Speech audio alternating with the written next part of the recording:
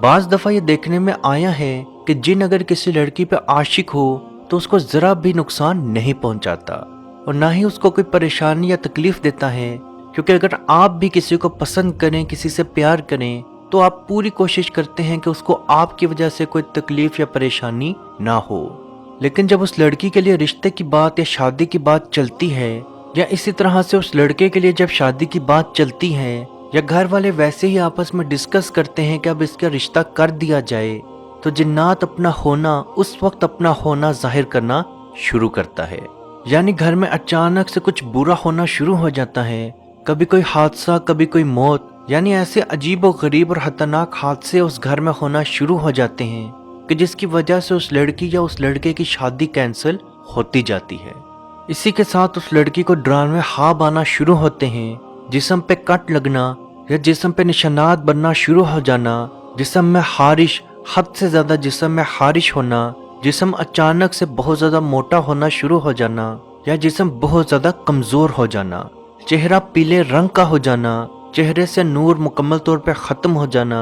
इसके अलावा भी आशिक जिन्नात की और बहुत सारी अलामात हैं, जिनमें खतरनाक बीमारी का, एकदम से खतरनाक बीमारी का शुरू हो जाना, मिर्गी के दौरे आम हो जाना, सांस लेने में बहुत ज्यादा तकलीफ का एहसास होना, जिस्म के किसी हिस्से से या पूरे जिस्म से बदबू का आना शुरू हो जाना, या ऐसी बीमारी में मुब्तला हो जाना जिसका इलाज अभी तक ना बना हो। मौलाना अब्दुल सलाम फरमाते हैं, मेरे पास एक लड़की का वालिद आया और उसने अपनी बेटी की हालत यूं बयान की कि मेरी बेटी एक बहुत खतरनाक हादसे से गुजरी है और 2 माह से बेहोश पड़ी है। अब वो सुन तो लेती है लेकिन बोल नहीं सकती, उसका जिस्म का कोई भी हिस्सा हरकत नहीं कर सकता और ना ही वो कुछ भी खाने के लायक है और फलां हॉस्पिटल में इस वक्त पड़ी है, जहां डॉक्टरों ने उसे नींद की गोलियां खिलाकर सुला दिया है। और एक डॉक्टर ने मुझे बताया कि उस बच्ची के तमाम टेस्ट बिल्कुल क्लियर हैं, लेकिन उन्हें समझ नहीं आ रही कि इसको क्या हुआ है।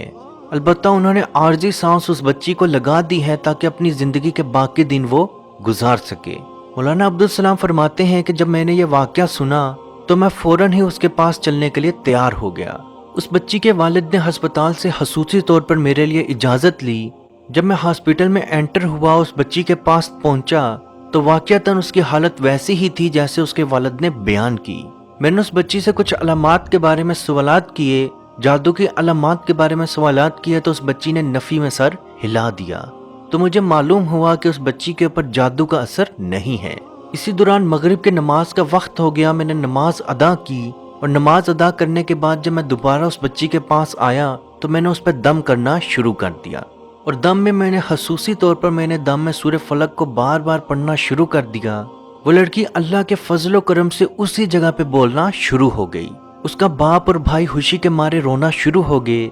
उसके बाप ने मेरे सर पे बोसा दिया और मुझे उठा लिया, लेकिन मैंने उन लोगों को यह समझा दिया कि शिफा देने वाली जात सिर्फ और सिर्फ अल्लाह पाक की है और जब चाहे, जिधर चाहे, जहां चाहे, जिसे चाहे शिफा दे सकता है।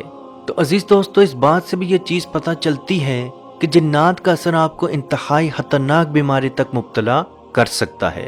अब जिस भी इंसान के ऊपर आशिक जिन की अलामात मौजूद हों तो वो इंतहाई परेशानी के आलम में इधर उधर भटकना शुरू कर देता है और बाज दफा ऐसे 2 नंबर जादूगरों के पास पहुंच जाता है जिनको अल्लाह का इल्म तो नहीं आता, लेकिन उसकी बीमारी को 4% से 100% तक बढ़ा देते हैं।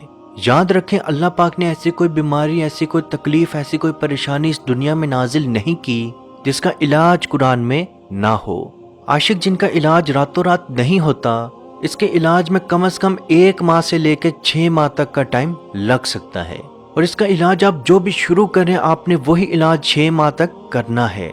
ये बिल्कुल नहीं करना कि 1 माह तक या 1 हफ्ते तक या 4 दिन तक कुछ इलाज किया, अब फर्क तो जाहिर नहीं हो रहा तो इस अमल को छोड़ दो, बल्कि आपने 6 माह तक, रेगुलर 6 माह तक ये अमल करना है।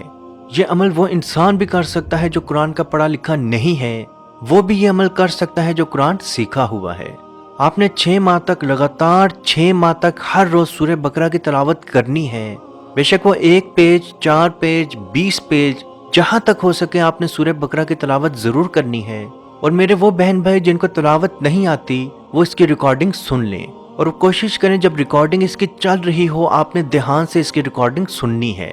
इस नियत से इसकी रिकॉर्डिंग सुने कि मेरे नबी सल्लल्लाहु अलैहि वसल्लम का फरमान है, جس گھر میں لگاتار 3 راتوں تک جس گھر میں سورہ بقرہ کی تلاوت کی جائے، اس گھر سے جنات اور شیاطین ایسے بھاگتے ہیں جیسے وہاں پہ کبھی تھے ہی نہیں۔